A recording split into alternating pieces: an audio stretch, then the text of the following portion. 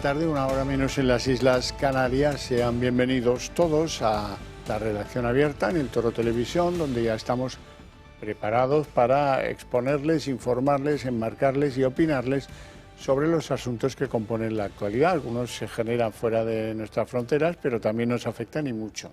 Todo eso lo vamos a hacer con dos principios que nos autoimponemos: la valentía y el rigor. Y en un ambiente general de libertades, porque si no esto acabaría siendo una telepedro, y desde luego si continúan pendientes del programa apenas 5 minutos van a descubrir que esto no tiene nada que ver con una de esas telepedro donde van todas con el guión aprendido y no hay libertades, ni independencia de criterio, ni desde luego rigor. Bueno, vamos a empezar, porque nobleza obliga, con unas Baleares convertidas a finales de septiembre en un verdadero barrizal, con algunos lugares como por ejemplo Ibiza, donde ha descargado, pero ¿de qué manera? Están viendo ustedes imágenes. En Ibiza hay 2 heridos graves por caídas y un total de 78 incidencias. Ese es el balance momentáneo que hace el Ayuntamiento de Ibiza ante la situación generada por intensas lluvias que han dejado la ciudad prácticamente anegada. Hay que recordar que la ciudad de Ibiza ha sido el lugar donde se han concentrado las lluvias torrenciales que comenzaron de madrugada y que dejaron hasta 238 litros por metro cuadrado acumulados en la ciudad. Además de la ciudad de Ibiza, pues también hay que destacar lluvias ya en otro rango. En San Antonio, por ejemplo, 43 litros en el mismo periodo, pero claro, entre 238 y 43, pues ya se imaginan ustedes la enorme diferencia que hay. Bueno, pues dicho esto, ¿qué pasa en Valencia? Que ayer les hablábamos de Valencia, hoy de Baleares. Las alarmas continúan preparadas, no hay una situación de que, bueno, que el tiempo ha cambiado y esto ya no se va a volver a repetir y por lo tanto ya clima de tranquilidad. No, todavía miran al cielo con resquemor en muchos lugares del litoral levantino, desde Tarragona hasta Alicante y ahora pues en las Baleares mucho más, porque la descarga de ayer sobre Ibiza, también hubo una descarga formidable en Formentera, en fin, bueno, que no nos libramos. Vamos a ver si esto se estabiliza un poquito y vamos viendo qué es lo que nos trae el cielo. El cielo no sé qué es lo que nos traerá, pero ayer les informábamos aquí de que se habían entrevistado en la Casa Blanca Donald Trump y Netanyahu, Benjamín Netanyahu, el primer ministro de Israel. Bueno, a última hora de la tarde, lo contábamos en el informativo, se produjo ese acuerdo de paz entre ambos. Un acuerdo de un montón de puntos, un acuerdo en el que lo primero que habrá que ver es si Netanyahu mantiene su palabra dada ante Trump, que algunas veces no lo ha hecho. Y lo segundo, y más difícil de conseguir, es que jamás acepte esto. Bueno, luego volveremos a ese punto. En cualquier caso, ¿qué plazo hay? Pues Donald Trump, que habla de aquella manera, casi siempre de una manera imprecisa, y bueno, jamás tiene que contestar en 3 o 4 días. Ese es el margen que se da Donald Trump para que los de Hamás hagan su análisis y tal. Lo más interesante de todo esto, ahora se lo vamos a poner, ahora lo van a escuchar, es cuando Donald Trump viene a decir, esto es así, o si no, tú, Bibi, le llama Bibi, Benjamín, le llaman Bibi en su país, pero bueno, que Trump le llame Bibi, pues bueno, ahora le debe convenir. Tú, Bibi, terminarás el trabajo que has empezado. Esta frase pues lo quiere decir todo, es decir, seguirá el ejército de Israel machacando a los palestinos y a los de Hamás, porque nunca se sabe dónde están escondidos los de Hamás, a veces en hospitales palestinos, ¿verdad? Bueno, en cualquier caso, Estados Unidos ha demostrado con este acuerdo de qué lado está en este conflicto. Dice que Netanyahu lo acepta. Bueno, pues si es así, nos alegramos mucho. Y Hamás, luego les cuento lo que dice Hamás, pero vamos a repasar lo dicho por ambos, porque la literalidad aquí es de lo único de lo que nos podemos asir para entender el acuerdo y su dimensión. Hay también bueno, luego les cuento. Vamos a verlo. El fin de la guerra en Gaza podría estar más cerca que nunca. Desde la Casa Blanca han enviado 20 medidas que, de cumplirse por parte de Hamás, el conflicto llegaría a su fin en cuestión de horas. El documento, negociado al margen de Hamás, no incluye ni reconocer a Palestina como Estado, ni se garantiza que la autoridad palestina tenga un rol determinante en el futuro gobierno. El principal punto es la liberación de rehenes de manera inmediata. Si Hamás acepta, esta propuesta establece la liberación inmediata de los rehenes restantes. En ningún caso se producirá esta liberación más tarde de las 72 horas. También odio decir esto porque es terrible, pero es muy importante que los cuerpos de los rehenes fallecidos regresen a sus padres. Además de medidas como la liberación de 250 presos y 1.700 gazatíes detenidos después del 7 de octubre por Israel, el compromiso de los miembros de Hamás para coexistir pacíficamente con una posible amnistía, además de establecer una zona económica especial con tarifas preferenciales y tasas de acceso a negociar con los países participantes, y los socios regionales ofrecerán una garantía para asegurar que Hamás y las facciones cumplan con sus obligaciones y que Nueva Gaza no represente una amenaza para sus vecinos ni para su pueblo. Son medidas acordadas y abordadas por países árabes y europeos y contarían con un gobierno de transición supervisado por el propio Donald Trump. Además, se garantiza la llegada de ayuda humanitaria desde el primer minuto. Un acuerdo que, de no llegar a buen puerto, el presidente de los Estados Unidos ya advierte. Espero que consigamos un acuerdo para la paz. Pero si Hamás rechaza el acuerdo, que siempre es posible, solo queda una vía. El resto lo ha aceptado. Yo creo que la respuesta va a ser buena. Pero si no lo fuera, como ya sabes, Bibi, tendrías todo nuestro apoyo para hacer lo que tengas que hacer. Todo el mundo entiende que el resultado debe ser la eliminación del peligro de la región. Y ese peligro es Hamás. La yihad islámica ya ha mostrado su rechazo. Lo anunciado en la conferencia de prensa es un acuerdo estadounidense-israelí, una expresión de la postura completa de Israel y una fórmula para la agresión continua contra el pueblo palestino. Se está intentando imponer a través de Estados Unidos lo que Israel no ha podido lograr mediante la guerra. Es una fórmula para la expresión regional. Un plan de 20 medidas con el que Trump da el primer paso para poner fin al conflicto en Gaza. ¿Quién ha dicho que sí a este acuerdo? Pues la Unión Europea, por texto de Ursula von der Leyen, los islamistas moderados. Es verdad que Donald Trump le impuso a Netanyahu que llamara para disculparse al emir de Qatar. Recordarán que Israel acabó con la vida de unos negociadores de Hamás que estaban alojados en la torre más alta de la capital de Qatar. Bueno, bien, Benjamín Netanyahu se disculpó ante el emir de Qatar por ese ataque que seguramente pues fue una barbaridad. Estuvo mal atacar algo en un territorio que es de un país que no está en relación. Es más, Qatar, si había hecho algo, había sido intentos de mediación para que llegara o para que se produjera un punto de equilibrio y, por tanto, la paz. ¿Qué dicen los medios americanos? Pues que jamás podría aceptar este acuerdo. Lo dice la CBS. Ahora se lo voy a mostrar para que ustedes entiendan lo complicado de la situación en estos momentos, porque todo esto cuelga de un hilo y, como les decía al principio, Netanyahu es de los que sí, estrecha la mano, que sí, pero luego cuando vuelve a Tel Aviv, pues resulta que allí le corrigen el guión o le dicen, pero bueno, ¿dónde vas? ¿No ves que esto no se puede aceptar? Ese tipo de cosas. Pero lo cierto y verdad es que Netanyahu, después de presentar este acuerdo con Donald Trump, ya ha hecho algún pasito para atrás. Por ejemplo, es en el que dice que Israel no va a reconocer el Estado palestino que algunos pretenden. Por ejemplo, hay muchos países, pero en esa cantinela está Pedro Sánchez muy bloqueado. Vamos a escuchar a como le llama a Netanyahu, como le llama a Trump, a Bibi Netanyahu. Primer ministro, se está formulando una pregunta. ¿Reconoce un Estado palestino? En absoluto, no está escrito en el acuerdo tampoco. Pero sí hemos dicho una cosa, que nos oponemos fuertemente a un Estado palestino. El presidente Trump también lo ha dicho. Dice que lo entiende. Sería una recompensa al terrorismo y nosotros estamos de acuerdo. Bueno, volveremos a ese tema después con la opinión de un experto. Vamos a continuar para darle un poquito más de tiempo y de margen.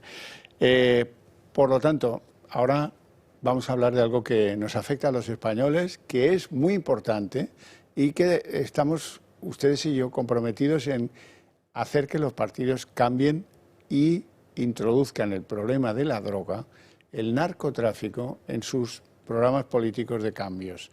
Necesitamos que cambie la consideración del delito de tráfico de drogas, eso es fundamental. Hay que hacer que el número de cárteles que operan en nuestro país sea menos, no sean la barbaridad que son ahora, y desde luego hay que ir facilitando medios a la Guardia Civil y a la policía para que puedan reducir ese impacto que ahora mismo nos está haciendo el mundo del narco.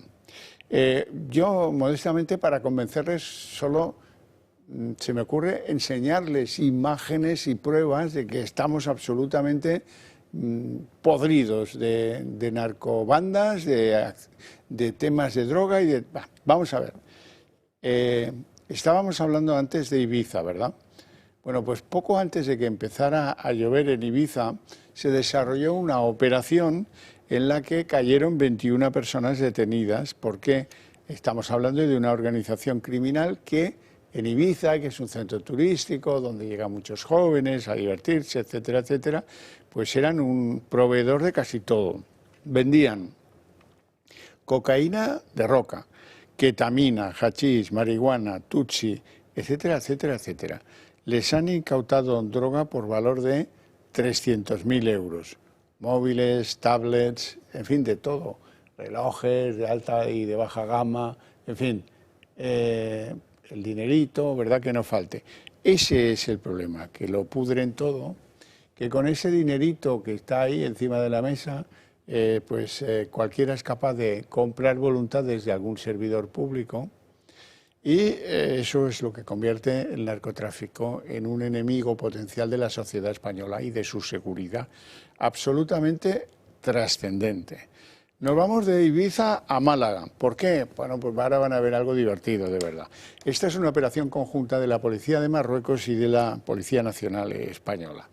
Han descubierto que en una carga de melones que venía de Marruecos y que iba a destino final, pues el norte de Europa, viajaban acomodados entre las cajas y los melones y todo esto, pues 9,3 toneladas de hachís en cajas de melones, señores, y con la colaboración de la Policía de Marruecos. 10 detenidos en territorio español, en Málaga, por supuesto. Es verdad que una de las razones que hace que seamos tan interesantes para las organizaciones de la droga, nuestra posición geográfica, que hace que pues el hachís, para ir de Marruecos, que es donde se produce, hay 120.000 hectáreas destinadas al cultivo de hachís en Marruecos, de ahí se produce, pero para llegar a Europa pues tiene que pasar sí o sí por suelo español. Y ahí es donde ha tenido lugar esta operación. De ahí nos vamos a ir a Alicante. En Alicante ha habido una redada importante con 9 detenidos. Antes no les he dicho que lo de los melones, ha habido 10 detenciones. En Alicante 9 detenciones, una macrooperación contra plantaciones, ahí las veis, bastante grandes, de marihuana. Ya nos hemos hecho expertos en saber cómo son grandes o pequeñas las plantaciones y las plantitas. Bueno, se han producido 9 detenciones, de las cuales los hay que son de Elda, los hay que son de Petrer, los hay que son de Novelda y los hay que son de Aspe, para que no quede nadie fuera del tiro de la droga. Esto es un negocio estupendo, pinchan la electricidad, que es la que da calor a las plantitas crecen muy deprisita y ellos venden la droga y se hacen la barba de oro. Vale, y esto no está pudriendo a nuestra juventud, obviamente, no tanto por la droga, que también, sino porque entre trabajar en las plantaciones o generarlas uno mismo y trabajar, pues los hay muchos que prefieren depender de la venta del producto pues prohibido. Y del mismo modo que en el sur, en el estrecho, los hay que se ganan la vida bajando fardos de droga, fundamentalmente hachís, pero no solo hachís, de las narcolanchas, pues en los rincones de la España interior se plantan estas cositas y se vive tan ricamente del producto de la droga, ¿verdad? O sea que, lo dicho, o le ponemos freno a esto, o no habrá pueblo que no tenga dos plantaderos estos, uno indoor, el otro no indoor, todo pinchado a la red eléctrica que pagan otros, desde luego ellos no, y a costa de, pues eso, de que este sea un epicentro de la droga internacional, con una juventud pillada por la droga, si no por consumo, sí porque prefieran vivir de la droga que de su trabajo y de su sudor, ¿verdad? Bueno, y de ahí nos vamos a ir. Esto no tiene que ver con la droga, Dios me libre, pero tengo que contarles la situación, porque durante algún tiempo hemos estado muy preocupados por esto. Hay una residencia de ancianos en un lugar de Sevilla que se llama La Algaba. Bueno, y ahí se ha producido el fallecimiento de 4 de sus ingresados, y hay 22 que están infectados por un virus. Bueno, y entonces ha corrido esta mañana la noticia de que podría tratarse de COVID.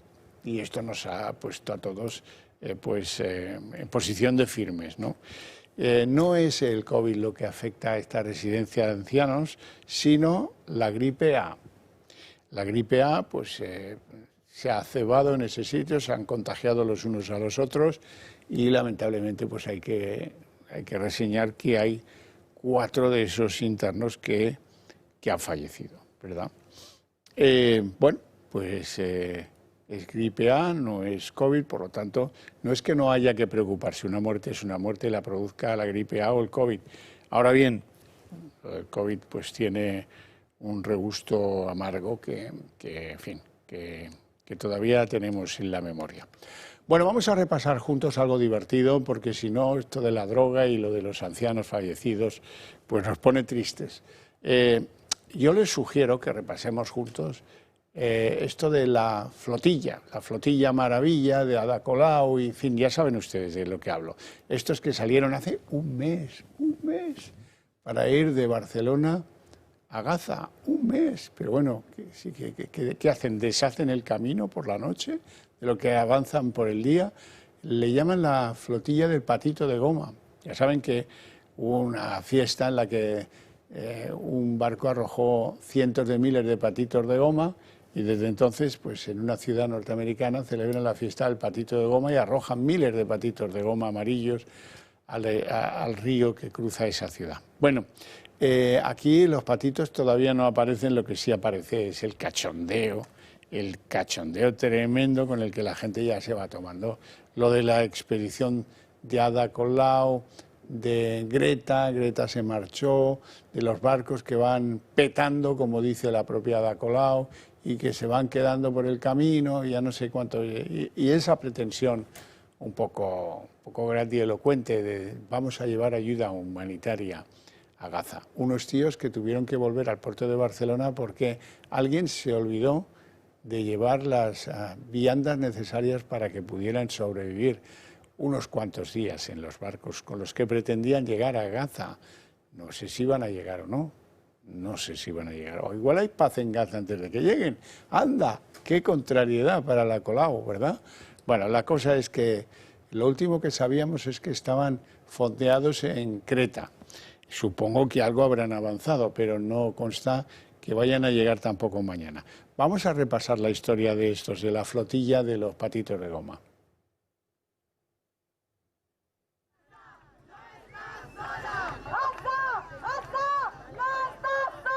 Se cumple casi un mes de travesía desde que la llamada Flotilla de la Libertad zarpó de Barcelona el 31 de agosto, la que Ada Colau presentó como un gesto histórico de solidaridad con Gaza. Lo que en condiciones normales hubiera requerido unos pocos días de navegación por el Mediterráneo, se ha convertido en un reality show marítimo de una flotilla esperpéntica, capaz de acumular más incidentes que avances hacia su supuesto destino, a donde por cierto no parece que tengan prisa por llegar, o quizá ni siquiera estén yendo. Basta con ver este vídeo. Giran el timón y el barco no se mueve. Pero es que tampoco avanza. La historia empezó con mal pie. Partieron con un día de retraso por mal tiempo. Y en esos primeros días, por culpa del temporal, ya hicieron su primera parada. En Baleares, entre mareos y vómitos de los tripulantes. Consiguieron remontar y avanzar hasta Túnez. Una parada técnica por Túnez. Cada paso lo conocemos gracias a la community manager del grupo, apodada ya Barbie Gaza, que retransmite el show minuto a minuto. Y el mal tiempo quizá también tuvo algo que ver con las primeras disputas internas y dimisiones de dirigentes.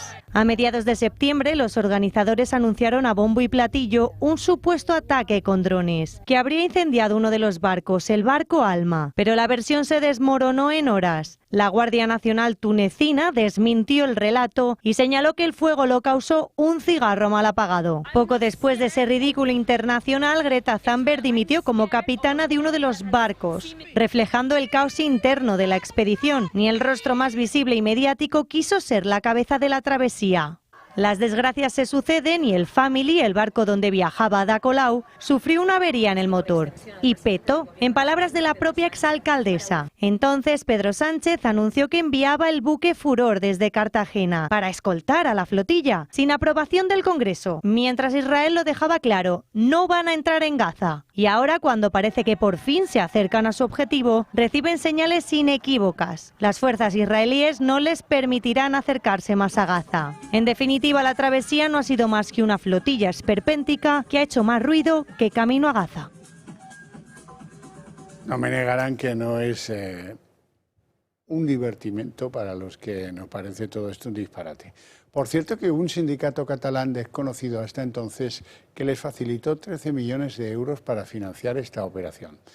Ya me gustaría a mí que alguna fiscalía, en fin, empezara a hacer de fiscalía y averiguarse de dónde proviene ese dineral. A lo mejor es que alguien está pagando a la flotilla de los que están metidos en liza. Bueno, nos vamos a ir a publicidad. Antes que eso, permítanme recordarles que hay ideas que compartimos ustedes y nosotros, muy claras, muy definidas, y queremos que esas ideas se extiendan por la sociedad española, permeen por la sociedad española. Para conseguirlo, pues hombre, para conseguirlo necesitamos de su ayuda. Yo sé que algunos de ustedes lo han intentado durante el verano, denodadamente, con la familia, con esa cuñada que todos tenemos, que no sabemos muy bien por qué vota a esos que vota. En fin, así vamos muy lento. Si ustedes creen que somos un medio de comunicación fiable y con el que comparten esas ideas, apóyennos para que nosotros podamos crecer. ¿Cómo? Pues hay que llamar al 91 616 2464 o ponerse en contacto con las redes sociales del Club de Amigos del Toro TV y decir, oiga, que mire, que sí, que les voy a apoyar, quiero ser socio del club o quiero hacer un donativo y infórmeme de qué ventajas fiscales voy a tener si lo hago. Esa es una fórmula que hay que escuchar de quien se lo va a contar, si ustedes son tan amables de poner en marcha esta inquietud. Vamos a ir deprisita y a convencer a los que nos faltan por ser convencidos de la bondad de esas ideas que compartimos. Produce y almacena la energía que consumes, asegurando el suministro en tu hogar y garantizando un ahorro en tu factura de la luz. ¿Cómo? Gracias a una batería instalada en tu casa y a la energía que generas desde un parque solar remoto. Aunque vivas en un piso, sin necesidad de instalar paneles en tu tejado, puedes tener tu propia energía y protegerte del mercado eléctrico. Y todo con la tranquilidad de un proyecto pensado para los próximos 40 años. Descubre el pack ahorro energético de Comunidad Solar en comunidadsolar.es o llamando al 980 2812.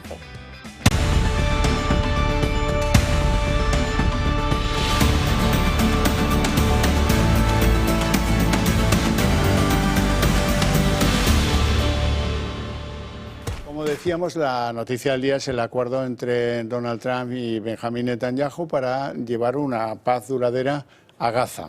Hemos dicho antes también que queríamos escuchar a un experto y no se me ocurre ninguno mejor que don Gustavo de Aristegui, que es diplomático y que es uno de los hombres que más sabe de esa región del mundo. Muy buenas tardes, don Gustavo, y gracias por atendernos. Muchas gracias por tenerme en el programa. Muy buenas tardes, casi noches, bueno, en realidad noches desde Doha, Qatar. Ajá. Bueno, en Qatar, mira, ha conseguido Trump lo que no era previsible, que se disculpara Netanyahu por el ataque de aquellos negociadores de Hamás. A lo que vamos, el acuerdo, ¿qué le parece a usted el acuerdo? ¿Qué posibilidades reales puede tener ese acuerdo de prosperar? Es el único acuerdo posible. Desde luego, desde hace 20 años no se veía nada que pudiera tener de verdad visos de sobrevivir a las vicisitudes de la región, que son muchas y muy variadas. Obviamente hay varios obstáculos internos en cada lado. Obviamente no vamos a poner al Estado de Israel en pie de igualdad con una organización terrorista execrable como es Hamás.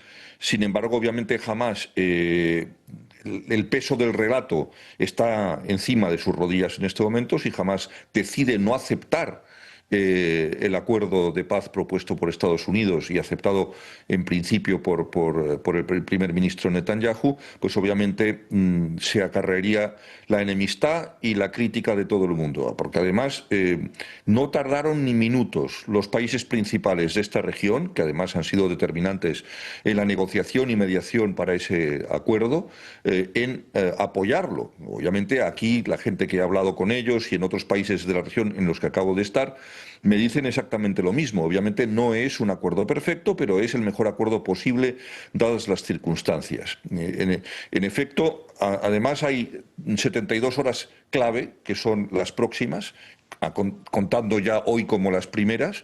Si no se liberan los rehenes que han sido sometidos a una tortura inimaginable durante 30 años, durante casi 3 años, y se devuelven los restos mortales de las demás víctimas asesinadas por Hamás y por Yihad Islámica, pues obviamente no habrá ni siquiera un inicio de acuerdo. Pero por la parte de Israel hay que recordar dos cosas. Ya prácticamente desde el avión, el primer ministro Netanyahu, uno de los 20 puntos, que es que se van a empezar a dar pasos decididos para que en un tiempo determinado, obviamente no inmediato, pero sin ningún tipo de duda, sí tiene que hacerse, es andar hacia una autodeterminación de Palestina, la creación de un Estado palestino en los territorios previstos en los acuerdos del 93-94, 93 en Oslo y sancionados por Clinton en la Casa Blanca entre Isaac Rabin y Yasser Arafat.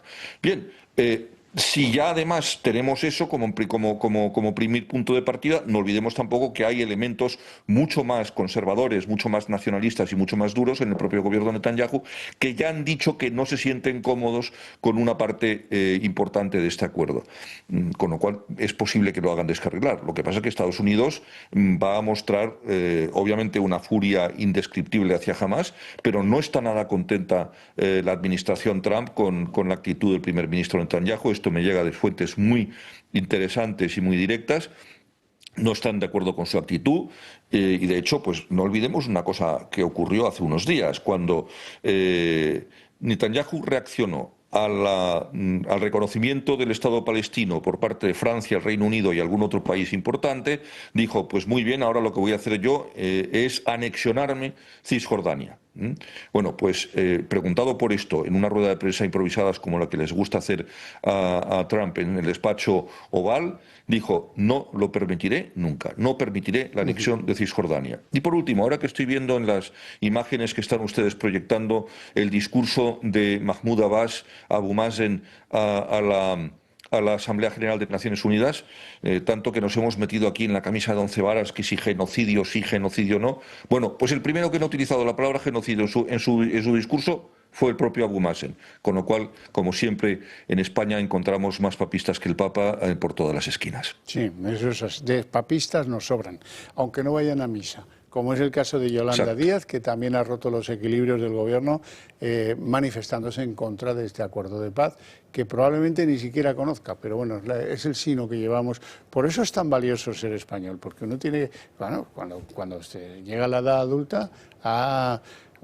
han tenido que pelear con tantos elementos que al final pues te acaban haciendo fuerte. Don Gustavo de Aristegui, un placer enorme. Gracias por su contribución al programa. Le deseo una feliz noche ahí donde se encuentren, en Doha, me ha dicho. Sí. Y hasta pronto. Un abrazo fuerte. Un abrazo muy fuerte. Muchas gracias, Xavier. Bueno, abrimos nuestra tertulia de análisis político 3 minutos tarde, son las 8 y 3 jóvenes minutos, momento en el que nos hemos decidido ya a ir a por uvas y lo primero que tengo que hacer yo es presentar a nuestros invitados hoy. Don Roberto Granda, periodista y sin embargo buena persona, muy buenas tardes. Buenas tardes, siempre me tiene muy buena consideración.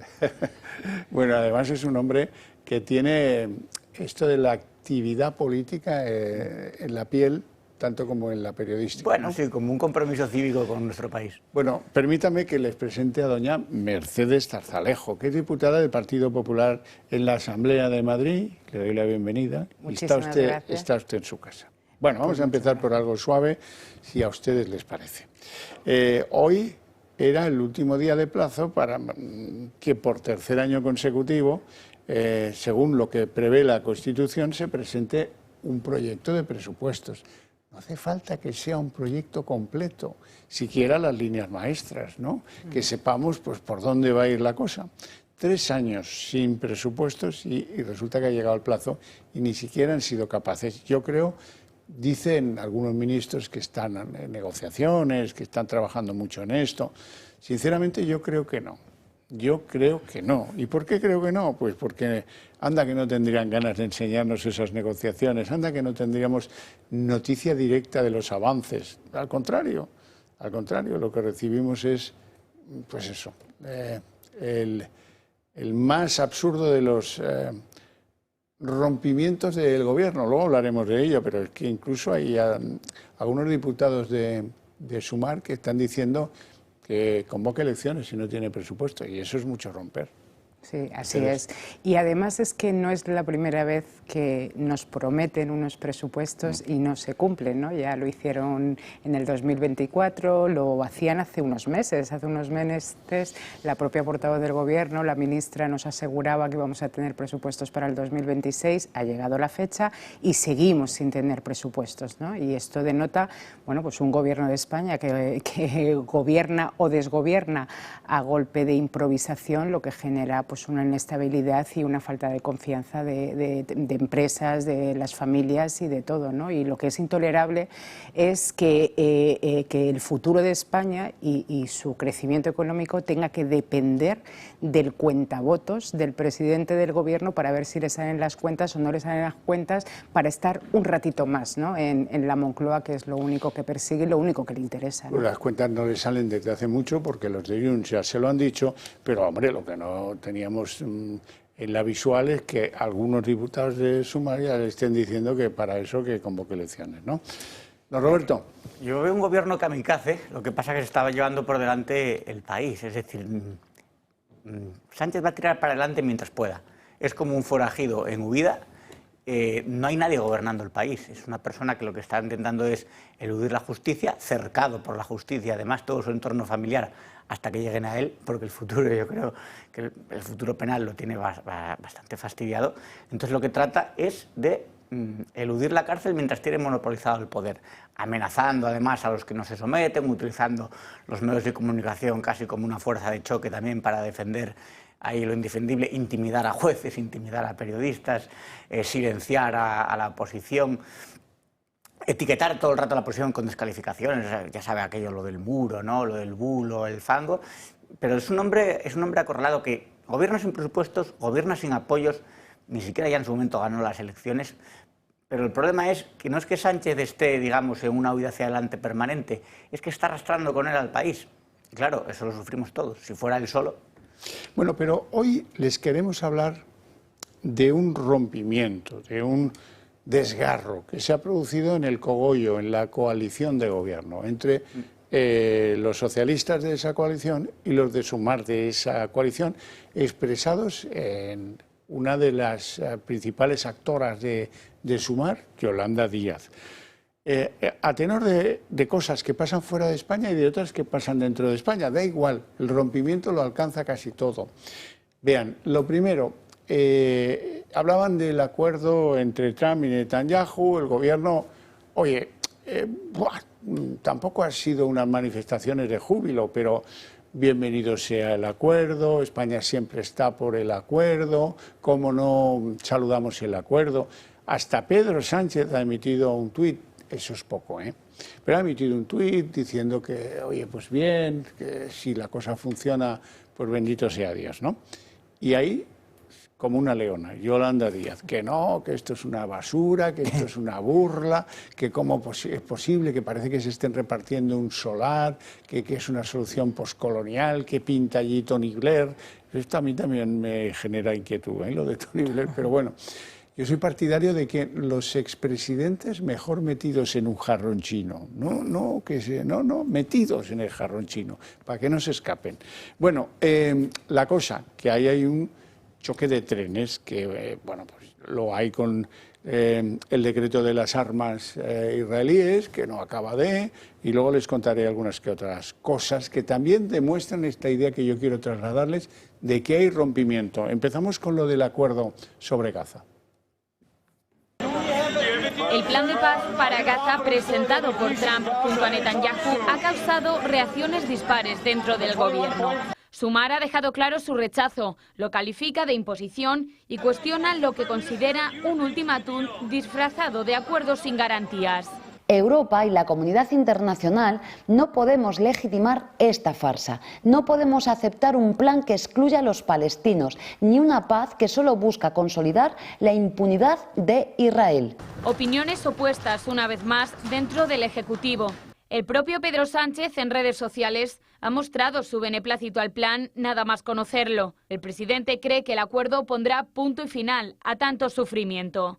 El resto de ministros también han subrayado las esperanzas que genera este plan. Pues contará desde luego con nuestro respaldo. Ha de ser, eso sí, representativo en el que se sientan cómodos las dos partes. España hará todo lo que esté en nuestras manos para conseguir ese cese definitivo, ese alto del fuego permanente. España siempre va a trabajar a favor de la paz y sobre todo también a favor del reconocimiento de los dos Estados. Incluso el Ministerio de Exteriores, dirigido por José Manuel Álvarez, ha emitido un comunicado saludando la propuesta. Un plan que cuenta con el beneplácito tanto de Sánchez como de Feijóo. Los populares creen que abre la puerta a detener la guerra. El plan es una esperanza sólida para la paz. Es la oportunidad que tenemos para parar este disparate. En cambio, Vox deja en manos de Hamás la decisión de acabar con el conflicto en la franja. Santiago Abascal cree además que la guerra es rentable para aquellos líderes como Pedro Sánchez que utilizan el conflicto para tapar escándalos de corrupción. Bueno, entonces aquí, ¿qué pasa? Que hay dos gobiernos que no se enteran los unos de lo que piensan los otros, que no se comunican, que no se entienden. Dice Yolanda Díaz que eso de convertir Palestina en un protectorado, pues que no, que ella está muy en contra y lidera no sé qué opinión pública internacional. Roberto. Yo creo que hay varias cosas a considerar o a tener en cuenta. Por ejemplo, que todos los acuerdos de paz que se intentaron hacer de crear dos estados fueron dinamitados o fueron acabados llevados al traste por la propia parte palestina, por el integrismo islámico, fuera la Autoridad Nacional Palestina, Hamás, la Yihad Islámica. Siempre se han opuesto, pero claro, reconocer su propio Estado sería también reconocer el Estado de Israel, y eso es lo que no quieren. En la propia Carta Fundacional de Hamás de 1988 piden crear en Palestina un Estado islámico y piden también la destrucción de Israel, explícitamente. Pero bueno, claro, lo piensan y dicen, no es algo tampoco que es lo mismo que pide aquí la izquierda descerebrada, o sea, desde el río hasta el mar, son casi las mismas reivindicaciones.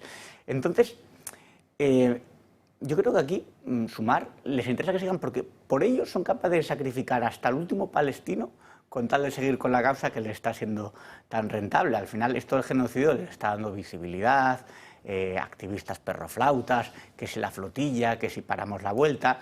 Es la causa activista de moda entre todos los bobos, entre toda la izquierda, es esta. Esta es la de la bandera palestina, ¿no? Que además tiene un éxito de ventas, tenía razón Perico Delgado. Claro, si se les acaba el chollo, tendrán que volver, no sé, al activismo climático o al activismo de la izquierda Berchale. También es cierto que lo que está ocurriendo en Oriente Medio, con el terrorismo, con Palestina, con Gaza, no tiene equivalencia. Nosotros no podemos buscar una equivalencia en Europa, por ejemplo, ni con ETA, ni con otros grupos terroristas europeos. Oriente Medio es un polvorín, Israel vive en un estado de guerra permanente desde su creación. Es un país que se enfrenta cada día a su propia supervivencia y es que, ya digo, no hay algo que podamos poner como equivalencia. O sea, lo que tienen enfrente son auténticos animales, son bestias humanas. Lo que hicieron el 7 de octubre, que yo he visto todos los vídeos completos que hay disponibles y las fotos, es inhumano. O sea, eso es una bestialidad que casi no entra en un raciocinio. Entonces, no podemos creer, desde nuestra perspectiva europea o occidental, juzgar Israel o juzgar lo que está pasando ahí, porque es muy diferente. Mercedes. Bueno, yo, como bien decía el diplomático, ¿no?, que hemos escuchado antes, al final esto es un plan que es una esperanza, ¿no? Es una esperanza de paz para Oriente Medio en general y para restaurar la convivencia en la Franja de Gaza en particular. La nota sorprendente del día de hoy, que ya tuvimos un amago, ¿no?, con la famosa frase del río hasta el mar, que también salió la misma persona, ¿no?, Yolanda Díaz, ahí para abanderar que ella llevaba el tema de Gaza, ¿no?, por bandera, pues lo que demuestra es que estamos gobernados por una coalición que ellos llaman progresista, que son dos partidos, bueno, pues que lo que dicen y hacen es lo que interesa a su electorado, pero desde luego no lo que interesa al interés general de España, sobre todo en el plano internacional, ¿no? Y así nos va, porque hemos pasado de tener una posición relevante y activa en los acuerdos internacionales en tiempos pasados, ahora estar totalmente, ser insignificantes y ausentes en cualquier pacto internacional que haya que celebrar, donde España ni se le invita, ni está, ni se la espera, ¿no?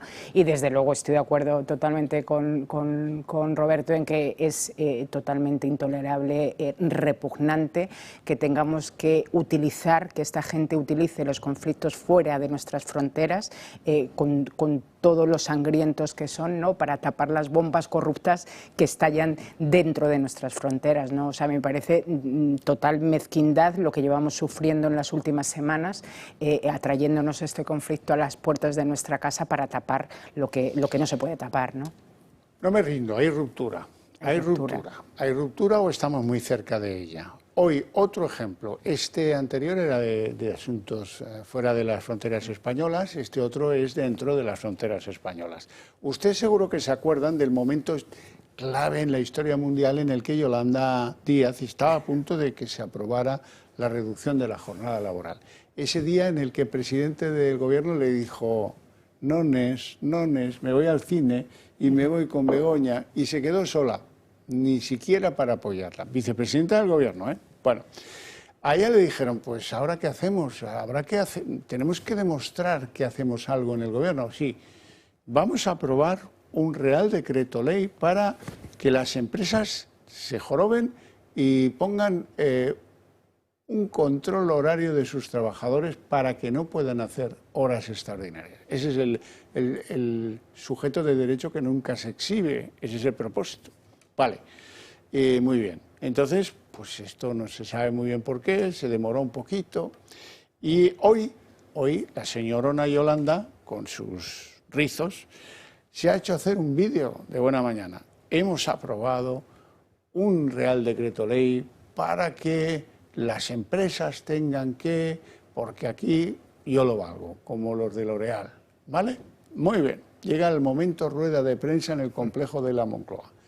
Y, bueno, como alguien habría visto ese vídeo, le preguntan a la portavoz del gobierno, Pilar Alegría, y le dicen: a ver, Pilar Alegría, ¿se ha aprobado esto de la Yolí? No. Y la otra dice esto que van a escuchar. A la ministra portavoz quería preguntarle si nos puede confirmar si se ha aprobado en el Consejo de Ministros que se tramitará por vía de urgencia el registro de horarios que prometió el Ministerio de Trabajo. Y no ha llegado a este Consejo de Ministros, no se ha podido aprobar todavía en este Consejo de Ministros. Esperemos que en las próximas semanas lo podamos aprobar. Véase que ella no tiene ánimo de injuriar, ni ánimo de doler al contrincante, podríamos llamarle a Yolanda. Ha habido otros casos en los que sí, pero cuando ella dice: no, esperemos que en las próximas semanas se apruebe, es simplemente ineficiente. Es torpe hasta decir basta, hasta las 3 del mediodía y después por la tarde.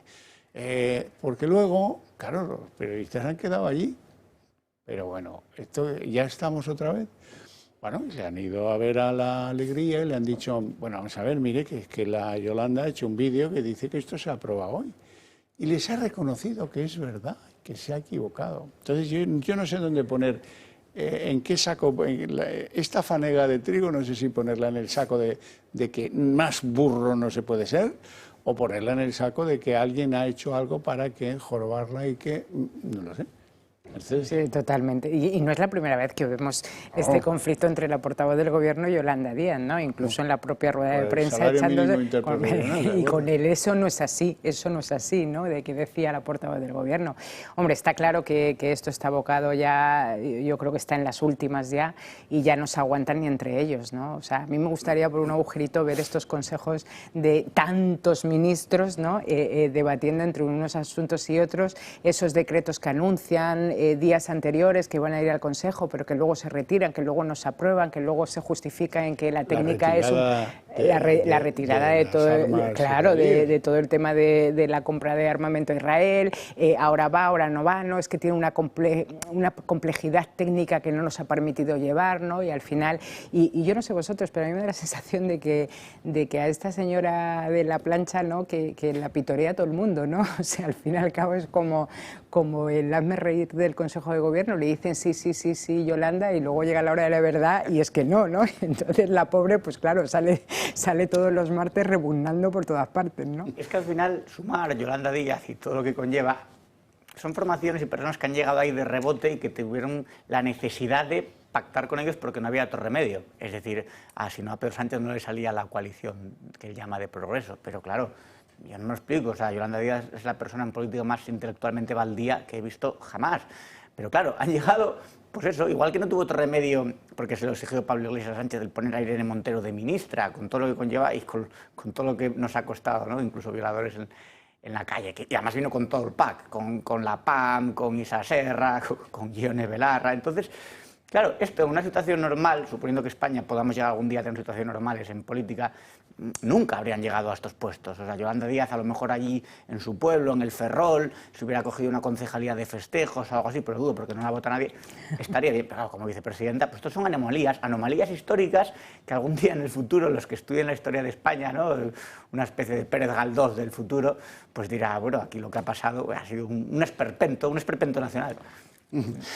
Pausa para la publicidad, apenas 2 minutos. Enseguida estamos de vuelta. Tenemos que hablar de Begoña, tenemos que hablar de la tercera prueba de lo que yo digo, que hay un rompimiento de filas entre Sumar y el gobierno del PSOE.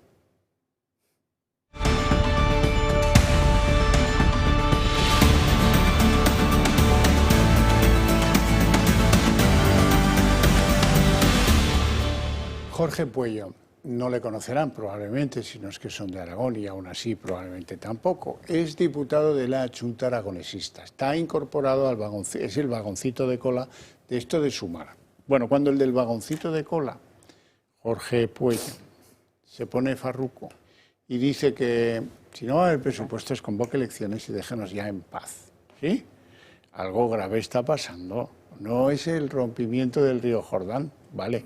Pero algo pasa. Algo pasa porque si no, de lo contrario, Kia, que dirían en Aragón. Vamos a ver lo que ha llegado a decir este hombre. Si el presidente del Gobierno no es capaz de aprobar unos presupuestos, debe convocar elecciones. No hemos venido a perder el tiempo, no hemos venido aquí a generar ruido. Aguantar por aguantar ya no sirve. Estas palabras de Jorge Pueyo, diputado de la Junta Aragonesista incluido en Sumar, dejan aún más en evidencia que el gobierno Frankenstein está prácticamente roto. Al gobierno se le ha acabado el plazo para presentar los presupuestos generales y todo indica que llegaremos a 2026 con los presupuestos prorrogados de nuevo, algo que para Sánchez hace unos años era impensable. Que aprobar los presupuestos es la primera y principal obligación de un gobierno, porque sin presupuestos no hay nada que gobernar. Un gobierno sin presupuestos es tan útil como un coche sin gasolina. Y es que el entendimiento de Sánchez con sus socios es cada día más difícil. Por ello, ya son varias las voces como Pueyo que rompen con el discurso de Yolanda Díaz y exigen soluciones al Ejecutivo. No hay entendimiento de Sánchez con sus socios, pero tampoco entre los socios. A 3 semanas para que expire el plazo para convalidar el decreto del embargo de armas a Israel, El PSOE y Sumar no cuentan con los votos necesarios para que el decreto salga adelante. Y uno de los principales escollos es Podemos, que consideran el decreto de insuficiente y de engaño. La misma postura que los de Yone Belarra adoptaron la semana pasada con Junts para tumbar el traspaso de las competencias de inmigración a Cataluña. Sin presupuestos sobre la mesa y con una mayoría fragmentada, el Ejecutivo se ve obligado a apoyarse en prórrogas y decretos, lo que se traduce en una coalición paralizada y una mayoría parlamentaria que hace aguas. Mercedes Tarzán. Totalmente de acuerdo, ¿no? La semana pasada yo creo que ya tuvimos prueba de que el bloque de investidura estaba roto. Y esta semana tenemos prueba de que el gobierno de coalición también está roto, ¿no? Decía el diputado que ya está bien, que no estamos aquí para perder el tiempo. Hombre, hemos perdido el tiempo, ya llevamos perdiendo el tiempo, cuanto menos 3 años y cuanto más, pues 7, es que ¿no? Este pollo, o sea, debe tener empleo, sí, debe tener un futuro, ¿sabes? No como nosotros. Totalmente. Nosotros ya me dirás dónde van a ir, el día que no estén donde están, ¿no? Totalmente, ¿no? Y luego yo creo que también hace mucha mella, bueno, por las últimas encuestas que hemos conocido, que Sumar está cayendo en picado, y yo creo que cuanto más avance la legislatura, pues va a desaparecer, ¿no? Lo va a absorber el propio Partido Socialista, que ya se confunde, ya no sabemos si es un Partido Socialista, un Partido Comunista o qué es, ¿no? Entonces, bueno, yo creo que eso también hace mucha mella, y esto es agotador, desde luego que para los españoles, desde luego que para las familias, desde luego que para las empresas, pero también es agotador para el que tiene que sustentar algo que no se sostiene y que hace aguas por todas partes, ¿no?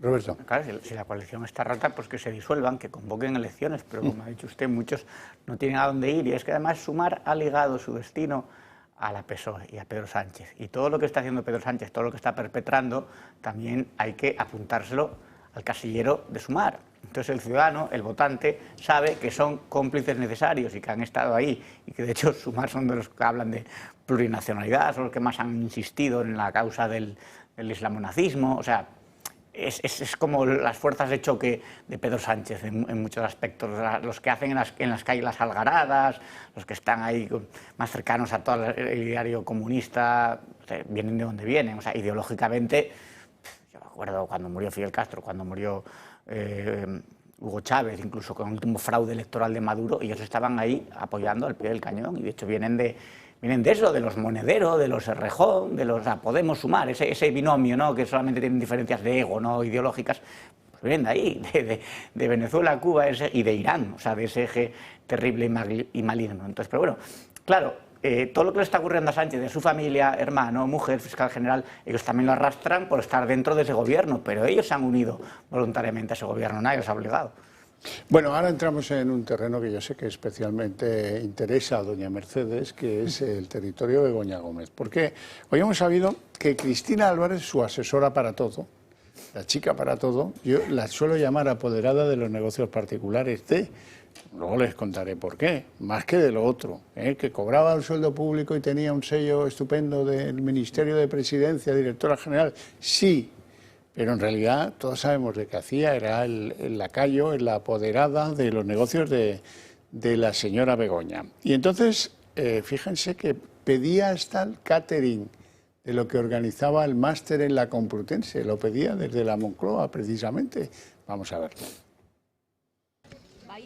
La UCO ya ha terminado el análisis de los correos electrónicos entre Juan Carlos Doadrio, ex vicerrector de la Universidad Complutense, y Cristina Álvarez, ex asesora de Moncloa, así como los intercambios también con Begoña Gómez. En total, 121 mensajes que han sido examinados y enviados al juez Peinado por la importancia que tienen para la causa que instruye. La UCO detalla que Álvarez iba más allá de su cargo y gestionó las actividades privadas de Gómez. En cuanto a su cátedra, Álvarez gestionó las finanzas de la misma, intentando imponer una cláusula del 10% de los beneficios a la consultora que realizó la formación. Mingway no podía utilizar los contenidos de la misma. La ex asesora de Moncloa controlaba los borradores de los convenios del máster con la Universidad Complutense de Madrid.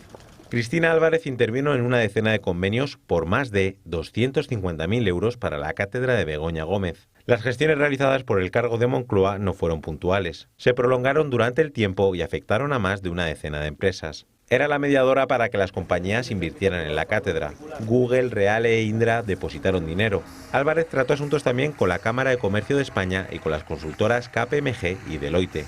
así como con el Consejo Empresarial Alianza por Iberoamérica. En cuanto a las gestiones con el Centro Nacional de Información sobre la Evolución Humana, ya que estos se interesaron por la cátedra, Begoña les dijo explícitamente que hablaran con su compañera Cristina. Álvarez gestionó en marzo de 2022 el catering para un evento de la cátedra y le pasó la factura a la Complutense. Remitió los gastos propuestos por CaixaForum para un evento financiado por fondos de la Universidad Complutense, sin licitación pública. Aseguraban que no superaba los 15.000 euros, cantidad recogida en la Ley de Contratos. Se investiga si Cristina Álvarez se excedió en sus cargos en Moncloa. Los correos demuestran que gestionaba los negocios privados de Begoña Gómez e intermediaba con las empresas para obtener beneficios tanto para ella como para su cátedra.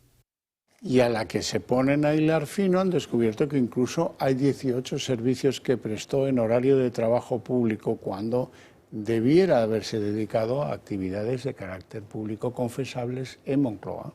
Totalmente. Mercedes, tú que eres una experta en esto de... La participación de la asesora que pagamos todos los españoles, desde luego se ve desde el minuto 1 del inicio de la creación de la cátedra hasta el final, hasta que ya la universidad decide que no seguir con el convenio de la cátedra, no prorrogarlo y además suspender los 2 másteres que estaban asociados a la cátedra. La participación de Álvarez está desde el principio hasta el final. O sea, es ella la que se encarga de mandar toda la documentación, es ella la que se encarga de tener el contacto con la universidad, es ella la que acompaña siempre a todas las reuniones a Begoña Gómez, tanto en la Moncloa como en la sede universitaria. Es ella la que se encarga de negociar con las empresas, con los patrocinadores y es ella la que intercambia. Además lo hace, esos correos. Yo ayer escuchaba una tertulia, ¿no?, donde decía que eran los correos desde su cuenta personal. Bueno, utilizaba correos desde su cuenta personal, al principio utilizaba los correos desde la cuenta oficial de la sede de la Presidencia del Gobierno y también, reconocido en sede parlamentaria en el seno de nuestra Comisión de Investigación, utilizaba el correo de la Complutense de Begoña Gómez, que se metía en él y ejercía a través de ese correo con las autoridades de la universidad, ¿no? Esa apoderada está bien dicho, ¿no? Bueno, por supuesto, vamos, una apoderada taurina de toda, bueno, sí, sí, sí, no sé. total. Desde luego eran sus pies, sus ojos, sus manos, todo dentro de la cátedra. Sí, sí, mira, luego ha salido como ha salido. Por cierto, a ti te voy a añadir en el saco informativo una cosa interesante que no es de hoy, lo sé, pero que, caramba, si quieren reírse, cojan el informe de la Intervención General de la Administración Pública, 305, 310 páginas, algo así.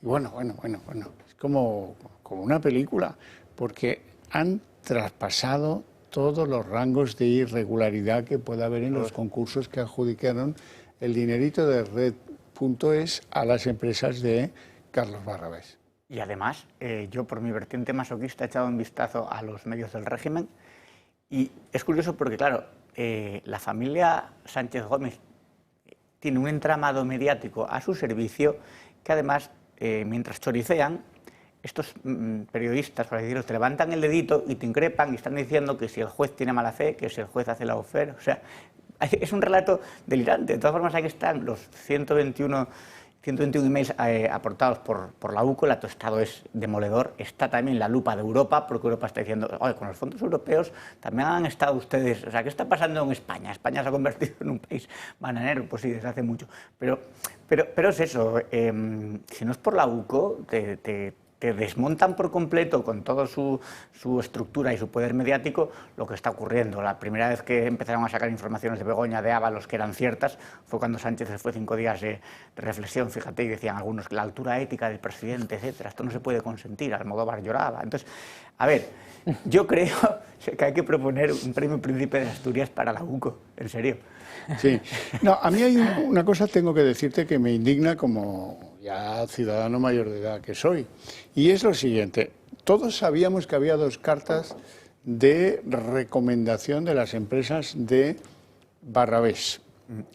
Todos sabíamos que Barrabés es el hombre que les abría su casa de par en par cuando querían esquiar y los llevaba personalmente a Benasque.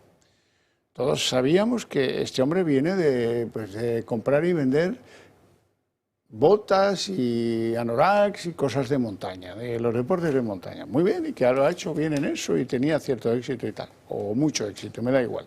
No voy a ser tacaño yo en el éxito del Barrabés. Ahora que sus empresas drenaran 10 millones de euros, porque 8,4 millones son las que han pillado porque tienen fondos europeos, pero en volumen conjunto eran 10 millones y algo más en contratación pública. Eso, y con cartas de recomendación. Sin embargo, el noble pueblo español, mientras haya gambas, no se indigna por nada. O cuando, claro, porque ya sabes que si te indignas te van a llamar facha, no sé qué, fanguista, tanguista o lofer. Vale, y ahora nos indignamos, ahora que lo dice la intervención general de la Administración del Estado, que es una cosa absolutamente insólita, porque estos están colonizados como cualquier otro. Pero claro, como está la Fiscalía Europea, pues hay que hacer... Y entonces al que le han encargado, que será el último informe que haga, los 305 folios, adiós chaval, te has quedado ya sin... No vas a tener jamón estas Navidades. Pero nos ha dado una página de gloria. Pero oye, que hace un año que conocíamos todo esto, ¿eh? Sí, sí. Y aquí no avanza nada. Aquí no avanza nada. Te salen los de la brunete mediática de Popeye el Marino Soy y empiezan a decir, no, porque es que Peinado. Mira, hoy mismo bramaba contra Peinado este genio del derecho, que es Pachi López. Sí. Vamos a escucharle.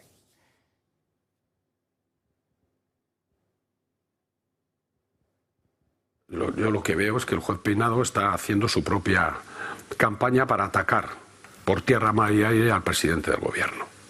Y que al final la justicia nos dará la razón y alguno será estudiado en los libros de historia de lo que no se puede hacer en un Estado de Derecho siendo juez. Con lo que apreciaba ya a su padre, Lalo, le decían los compañeros del partido en Bilbao, este de que lleva la carterita de Lalo, ¿quién es? Es el hijo Lelo de Lalo. Sí, sigue siendo igual de Lelo. Sí, vamos a ver, por tierra, mar y aire, pero chaval, si se ha quedado fuera lo de Aire Europa, pero tronco, ¿pero qué me estás diciendo? Si todavía este juez no ha querido ir con demasiada mala uva porque se ha dejado ribetes ahí por explorar, pero media docena de ellos. La apropiación indebida, por ejemplo, que es flagrante de la plataforma tecnológica, el intrusismo profesional. Bueno, yo creo que saldrá, lo que pasa es que irá por otra vía. El Instituto de Empresa, ese sí que ha quedado ahí un poco al margen. Porque claro, como es privado, si son privados y decidieron darle la cátedra África a la señora esta, pues allá ellos. Ya habrán caído ya unos cuantos escalones en el ranking de las entidades educativas más prestigiosas del mundo, en el que estaban muy bien considerados. Eso de darle a una señora que no es ni licenciada en nada un máster, esto, los del Instituto de Empresa tienen dueño, ya lo sé, pero el dueño tendría que reflexionar si le ha salido bien la aventura o ha salido pues retorcidamente dañado. Más bien pienso que lo segundo. A Pachi López le dijeron que haría cosas que no se le harían la sangre. Se refería a una víctima de ETA a los pactos con el brazo político de ETA, como han hecho. La madre de Maite Pagaza. Exacto. Pero también yo creo que se puede aplicar a cosas como esta. O sea, no solamente al que sí que va a salir en los libros de historia sujetando el ataúd de un compañero y luego pactando con sus asesinos, una cosa totalmente abyecta e inmoral, que pasará a la historia, pero a la historia de la infamia. Sino también por esto, ¿no? Nos hará la sangre las cosas que hace de defender lo indefendible, de atacar a jueces, de ser el perrito faldero del autócrata de Pedro Sánchez. Y yo espero que cuando caiga Sánchez, evidentemente, vaya este señor detrás de cabeza. No, no creas, porque, fíjate, los socialistas, históricamente, han sido siempre de enorme coherencia interna. Por ejemplo, el que mandaba Jesús Eguiguren, el que era secretario general de los socialistas vascos, zurraba a su mujer con un paraguas, que por cierto la mujer era de HB. Pero bueno, él la zurraba con un paraguas y fue condenado por ello. Y ahí siguió años y años hasta que se hartó de ser secretario general de los socialistas vascos. Es más, como premio, le endilgaron la negociación en los tramos dóciles y fáciles con la ETA. O sea, estos al comilitón, si pueden, le ayudan. Vamos a la Diputación de Badajoz, que ahí también se está librando un escenario de Monty Python. ¿Qué pasa ahí? Pues que hoy hemos sabido que allí todo el mundo conocía que David, el músico, se iba a fugar fiscalmente a Portugal y que estaba haciendo los trámites necesarios para... y yo me pregunto, esta es otra de las cosas que nos resbala entre los dedos. ¿Cómo leches este país puede permitir que un tío que cobra un sueldo de funcionario de una diputación, la que sea, la de Badajoz en este caso, diga, no, yo fiscalmente soy portugués? Yo cobro aquí en Badajoz, pero soy portugués de... si queréis os canto un fado. Pero aquí no se ha indignado nadie. Hay un papel de la agencia tributaria miserable, digno de que quemaran la agencia tributaria de Badajoz. Que no quedaran ni los cimientos, echaran cal en los cimientos. Un papel sin sellos, sin firma, una piltrafa de papel que dice, no, todo correcto, este ciudadano es ciudadano residente en Portugal. Luego aparece que ha estado escondido 6 meses en la Moncloa. Es que es de traca. Y aquí no dimite nadie, aquí no investigan a nadie, aquí nadie recupera esa causa. Hombre, yo ya entiendo que la juez del caso, la juez Viedma, pues no sabía lo de Moncloa, y por lo tanto le lleva un papel la agencia tributaria que dice que no, que por ellos de acuerdo, lo archivan, lo numeran, lo meten en el cartipacio del caso y hace puñetas. Pero no, esto hay que recuperarlo, hombre. No puede ser que este hombre no sea reprochado en eso de ser ciudadano fiscal portugués. Y ahora les cuento algo en secreto, ya que estamos en Petit Comité.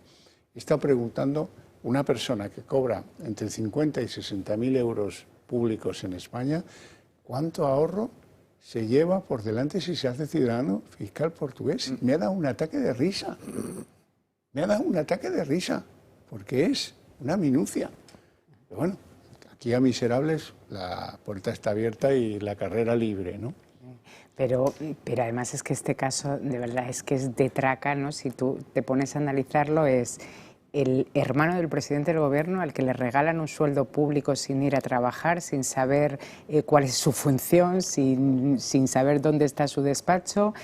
Ya dice él a su pagador, que es la Diputación Provincial de Badajoz, que se va a ir a Badajoz porque quiere huir de la masacre fiscal a la que nos tiene sometido su hermano, el presidente del gobierno, y encima engañando a la Hacienda Pública. Es el Ministerio de la Hacienda Pública, por lo tanto es que depende de su propio hermano, y su hermano es el que le esconde en la Moncloa ese tiempo, le quita el móvil, ¿no?, para que no te geocalice. O sea, es como el tramposo haciéndose trampas al solitario. Mercedes, eso tremendo. Es otro asunto que se nos ha escapado entre los dedos. Sí, totalmente. ¿Tú crees que este gañán que no sabe dónde trabaja es capaz de conocer que en la agencia tributaria geolocalizan a los que pretenden? No, por eso digo que es entonces alguien le ha advertido. Por supuesto, el que le ha dicho, chache, vente para acá, que aquí no te van a pillar ni te va a ver nadie. Y echa el móvil al Manzanares. O sea, al final es que hemos convertido la Moncloa, por un lado, en el centro de negocios de la familia Sánchez Gómez y por otro lado en el paraíso fiscal del músico, ¿no? O sea, se han escondido en la Moncloa, como hacían en la España profunda a veces con los niños que salían mal, que les decían cuando había visitas, vete al desván, vete ahí, ponte ahí, los tenían encerrados. Este hombre parecido, pero además, quitando la geolocalización para que Hacienda desde arriba no lo estuviera, es tragicómico, la verdad. Cuando luego Hacienda lo que hace es un expolio fiscal, y si eres autónomo directamente te destroza. Es que, de verdad, a mí me hicieron hacer una segunda declaración, me llamaron y todo, no exagero, por 50 euros. Por 50 euros por una figuración de extra en una película, o sea, de eso que piden figurantes y tal, que yo ahí participé y se cobraba 50 euros.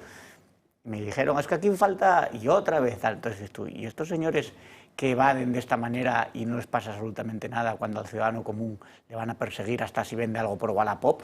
Sí. Bueno, nos queda otra extravagancia en el día de hoy, que es la que protagoniza la ministra de Igualdad, Ana Redondo.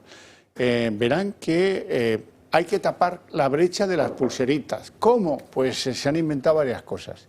Una campaña proabortista, se han inventado esto de la violencia Bueno, no sé cuántas Vicaria. Cosas. Vicaria. Pero no cuela. No cuela porque estamos encasquillados en el mal uso de las pulseras, en cómo no se reconoce eso y en cómo 300 jueces de este país dicen que nos quieren pasar el mochuelo a nosotros y nosotros no tenemos medios. Así es que esto va a producir un colapso. Claro, porque lo que mal anda, mal acaba.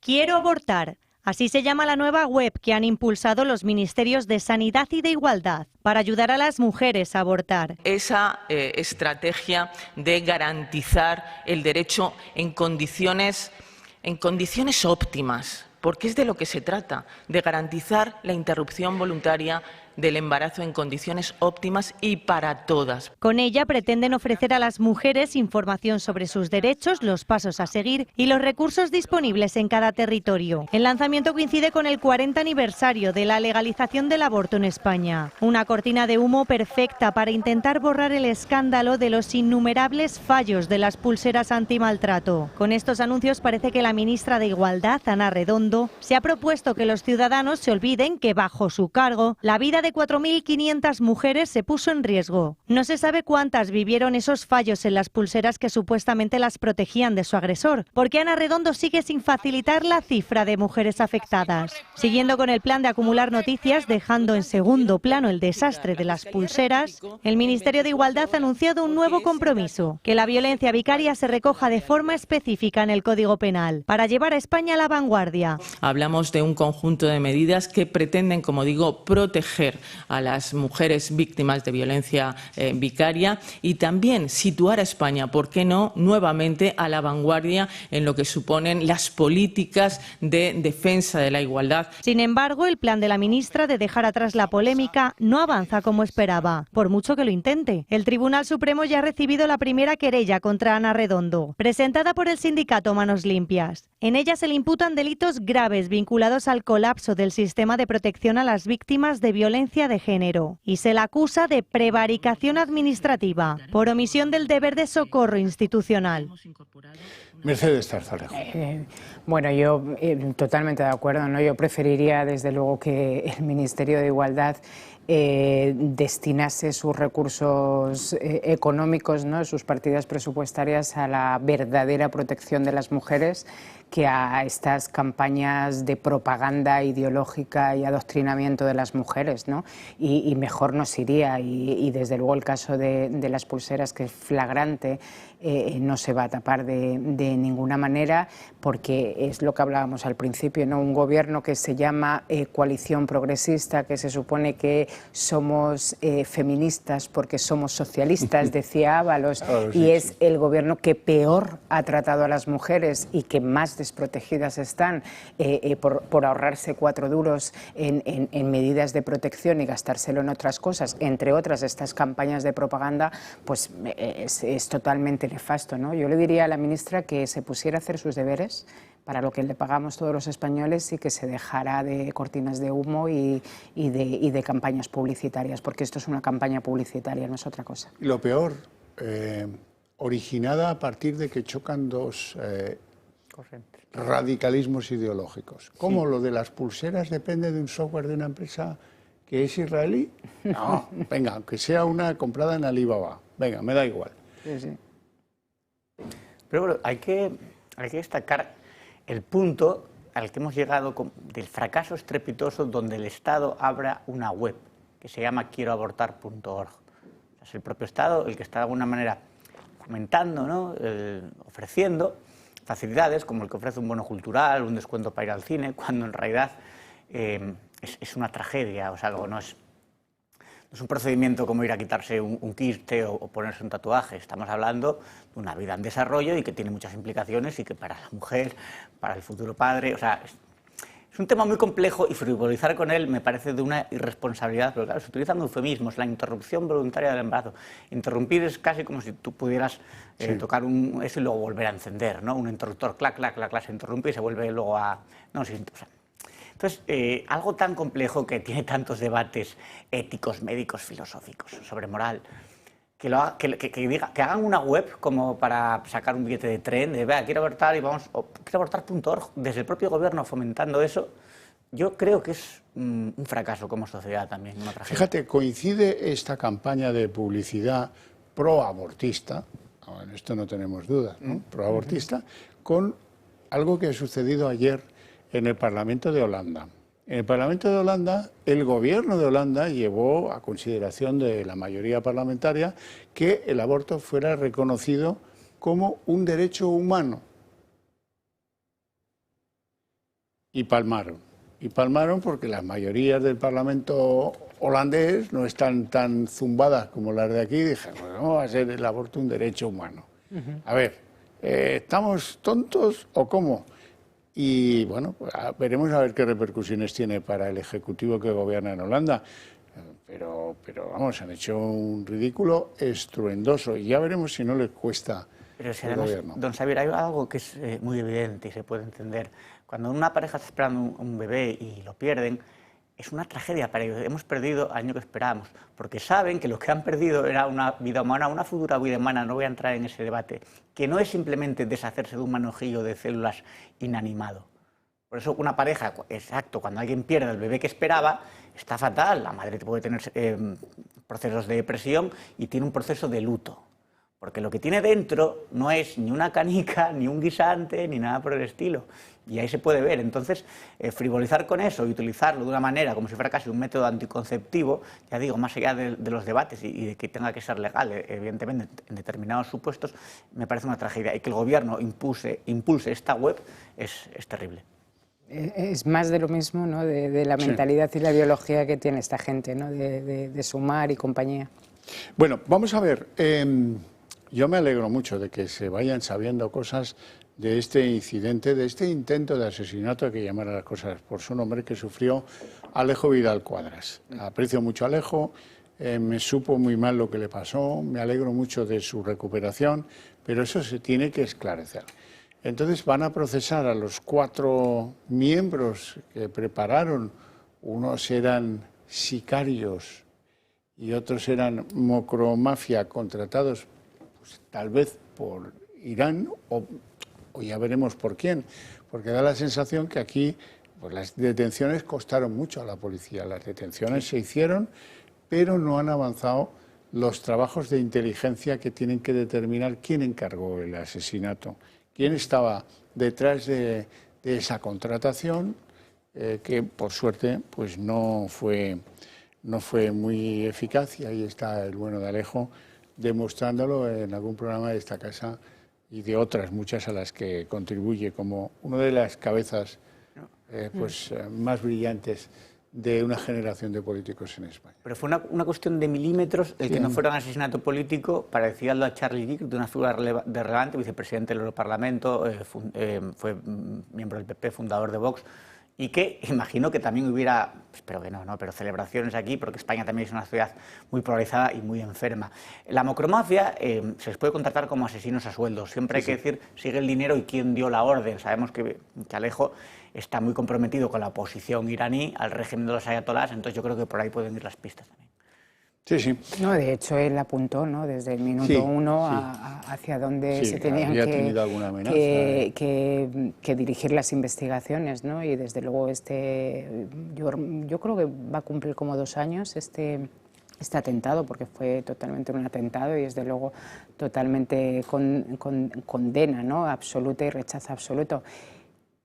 Pero, y hemos visto a alguien de este gobierno, del partido de Sumar o del propio presidente del gobierno condenar este atentado, ¿no? Yo recuerdo un tuit de Pedro Sánchez que bueno, pues que se recuperara y que se investigara todo lo que se tenía que investigar, pero no hemos condenado absolutamente nada, ¿no? Acercarse al hospital, a darle un abrazo, a decirle que lo nada de mucho, nada, ¿no? Para que veamos la vara de medir, ¿no? Cuando se trata de unos atentados por un lado, por otros atentados por el otro, ¿no? Incluso aquella ocasión que yo creo que fue en ayuntamientos de Cataluña, ¿no? Que se presentó una moción en apoyo de Alejo y tal, el Partido Socialista Catalán votó en contra. Que se recuperara como si hubiera tenido un catarro. No tenemos tiempo para más, lo tenemos que dejar aquí porque ya viene apretando el día en 30 minutos. Eso sí, antes de despedir el programa, quiero agradecer a mis invitados su presencia aquí, sobre todo sus opiniones, y a vosotros la paciencia y el cariño con el que nos veis desde vuestros hogares. Os espero en El Día en 30 minutos.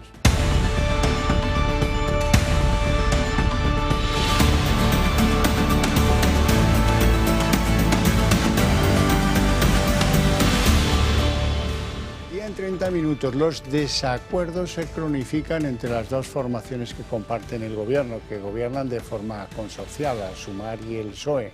Seguramente se acuerdan ustedes de aquel día en el que Pedro Sánchez pasó de ir a votar la reforma laboral de Yolanda Díaz, el proyecto de su vida, y se fue al cine con Begoña.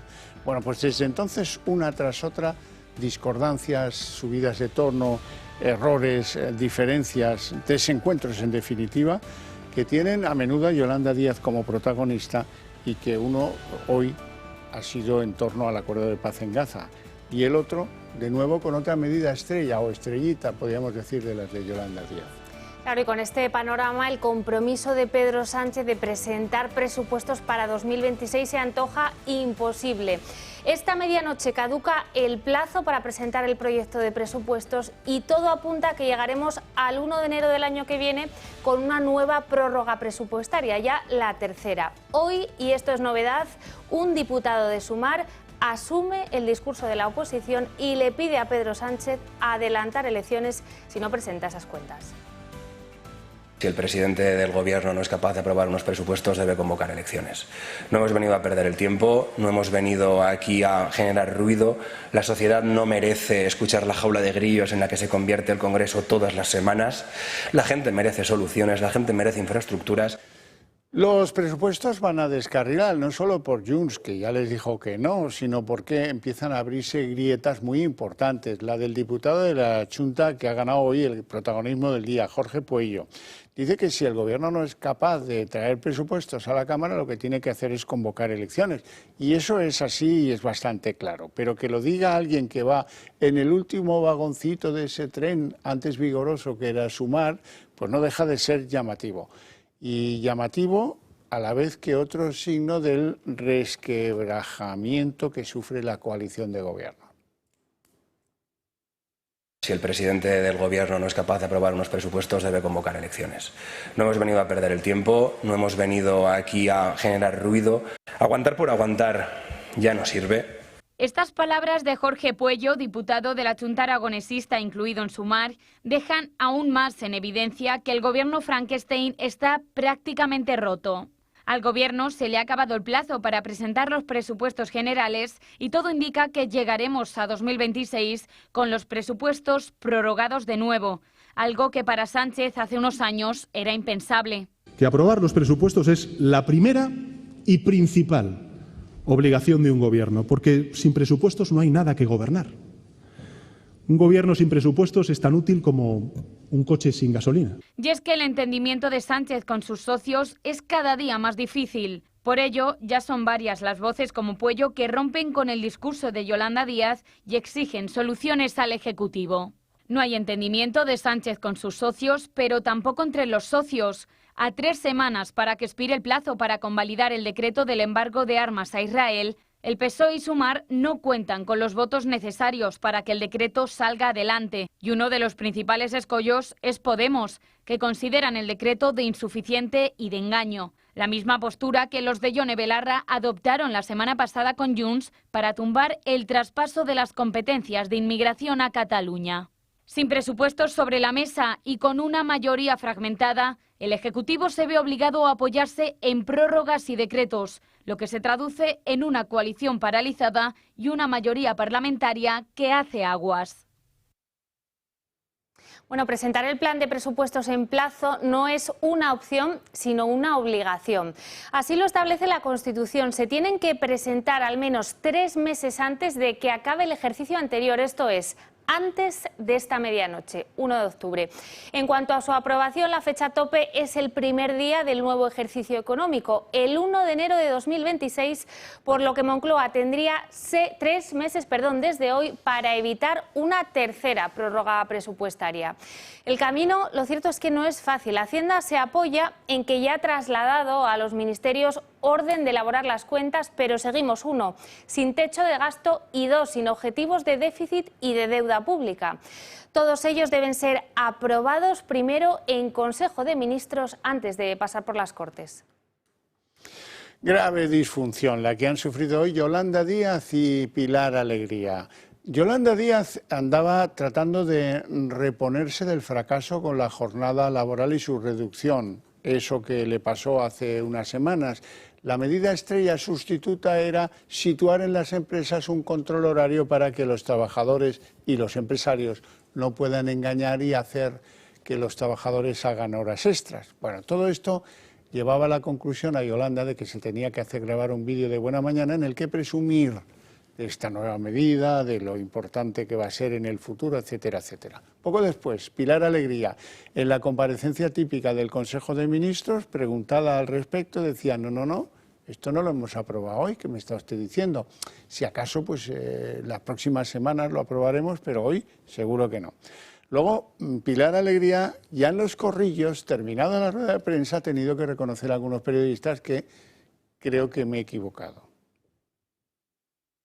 Hoy hemos aprobado en el Consejo de Ministros la tramitación urgente del nuevo reglamento que regirá el registro horario.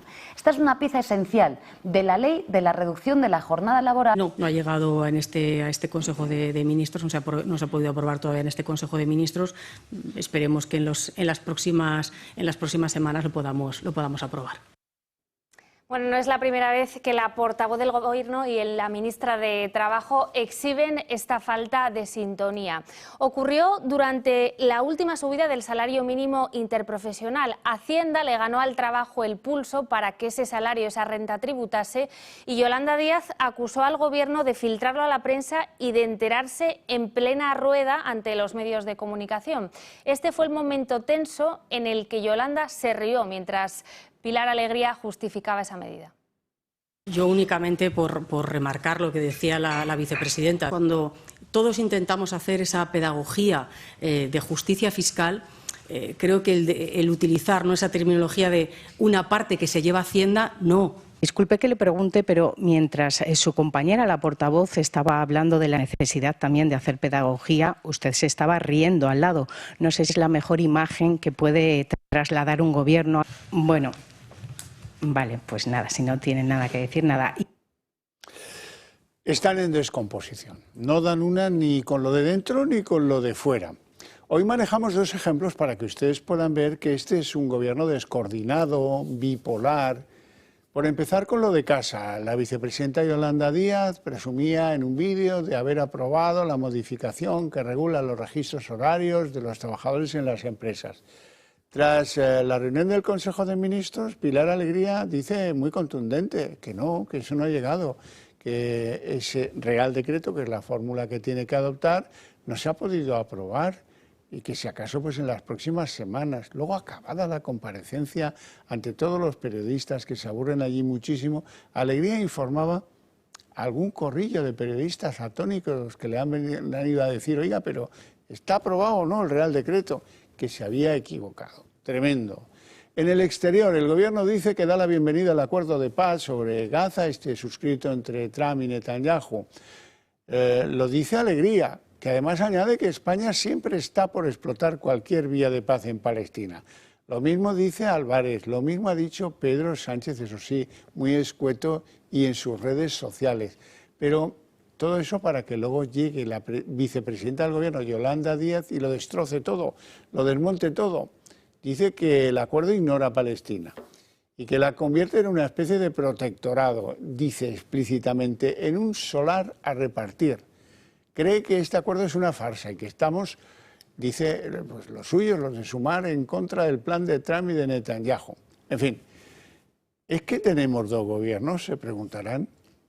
¿Es que tanto afecta lo de Begoña Gómez sobre el ambiente del gobierno y de sus reuniones de Consejo de Ministros? ¿Es tal vez el efecto de David el músico? ¿O es una fase aguda del que ya ni siquiera se hablan? Y eso no es gobernar. Y la ministra de Igualdad reabre el debate sobre el aborto mientras sigue sin dar explicaciones sobre su nefasta gestión de las pulseras antimaltrato. En coordinación con Sanidad, Ana Redondo quiere facilitar a las mujeres que así lo deseen ese aborto de forma más rápida y más transparente y pide además limitar la objeción de conciencia a los médicos. Hoy, por cierto, el Supremo ha registrado la primera querella contra Redondo por esa gestión de las pulseras. Quiero abortar. Así se llama la nueva web que han impulsado los ministerios de Sanidad y de Igualdad para ayudar a las mujeres a abortar. Esa estrategia de garantizar el derecho en condiciones óptimas, porque es de lo que se trata, de garantizar la interrupción voluntaria del embarazo en condiciones óptimas y para todas. Con ella pretenden ofrecer a las mujeres información sobre sus derechos, los pasos a seguir y los recursos disponibles en cada territorio. El lanzamiento coincide con el 40 aniversario de la legalización del aborto en España. Una cortina de humo perfecta para intentar borrar el escándalo de los innumerables fallos de las pulseras antimaltrato. Con estos anuncios parece que la ministra de Igualdad, Ana Redondo, se ha propuesto que los ciudadanos se olviden que bajo su cargo la vida de 4.500 mujeres se puso en riesgo. No se sabe cuántas vivieron esos fallos en las pulseras que supuestamente las protegían de su agresor, porque Ana Redondo sigue sin facilitar la cifra de mujeres afectadas. Siguiendo con el plan de acumular noticias, dejando en segundo plano el desastre de las pulseras, el Ministerio de Igualdad ha anunciado un nuevo compromiso, que la violencia vicaria se recoja de forma específica en el Código Penal, para llevar a España a la vanguardia. Hablamos de un conjunto de medidas que pretenden, como digo, proteger a las mujeres víctimas de violencia vicaria y también situar a España, ¿por qué no?, nuevamente a la vanguardia en lo que suponen las políticas de defensa de la igualdad. Sin embargo, el plan de la ministra de dejar atrás la polémica no avanza como esperaba, por mucho que lo intente. El Tribunal Supremo ya ha recibido la primera querella contra Ana Redondo, presentada por el sindicato Manos Limpias. En ella se le imputan delitos graves vinculados al colapso del sistema de protección a las víctimas de violencia de género y se la acusa de prevaricación administrativa por omisión del deber de socorro institucional. Tras la polémica por el mal uso de las pulseras antimaltrato, hoy tenemos que los juzgados de violencia machista alzan la voz y dicen que el viernes entrará en vigor la reforma legal que amplía sus competencias sin que les hayan ampliado los medios como les habían prometido. Más de 300 jueces de violencia machista en un comunicado se quejan de que se van a ver abocados a un colapso. 121 mensajes son los que obran en estos momentos en poder de la UCO y que acorralarían a Cristina Álvarez, la secretaria de Begoña Gómez, en su máster de la Universidad Complutense.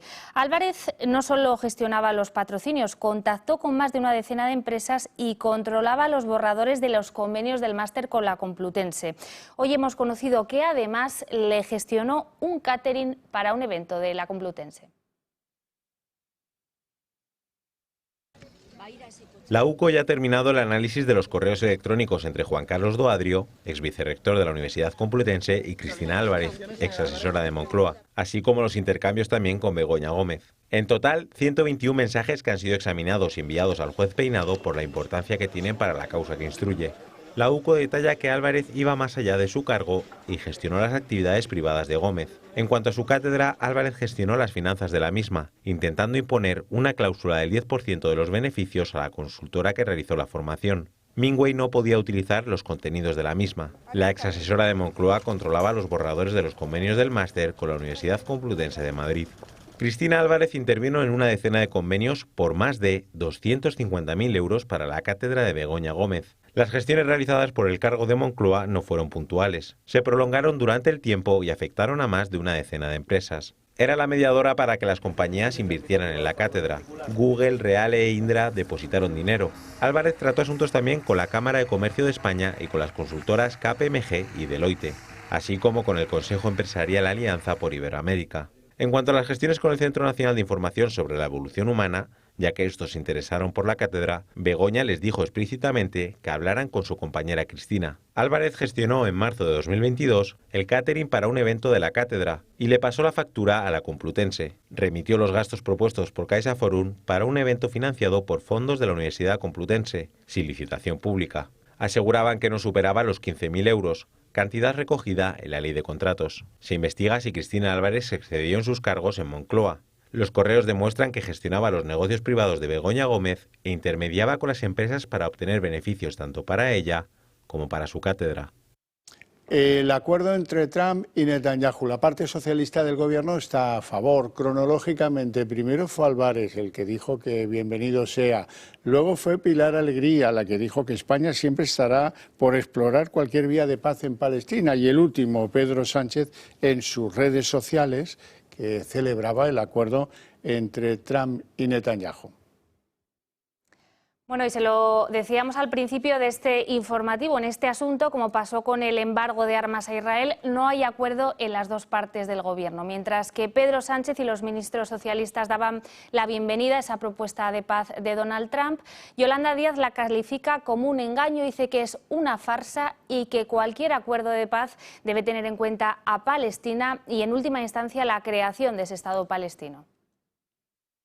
Europa y la comunidad internacional no podemos legitimar esta farsa. No podemos aceptar un plan que excluya a los palestinos, ni una paz que solo busca consolidar la impunidad de Israel.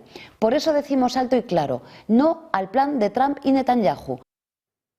Bueno, el plan de paz para Gaza de Donald Trump son en total 21 puntos. Estos que van a ver son algunos de los más destacados. En primer lugar, la entrega de los 20 rehenes israelíes que siguen con vida a cambio de presos palestinos. Esto sucedería ya en las primeras 72 horas desde que se apruebe el acuerdo.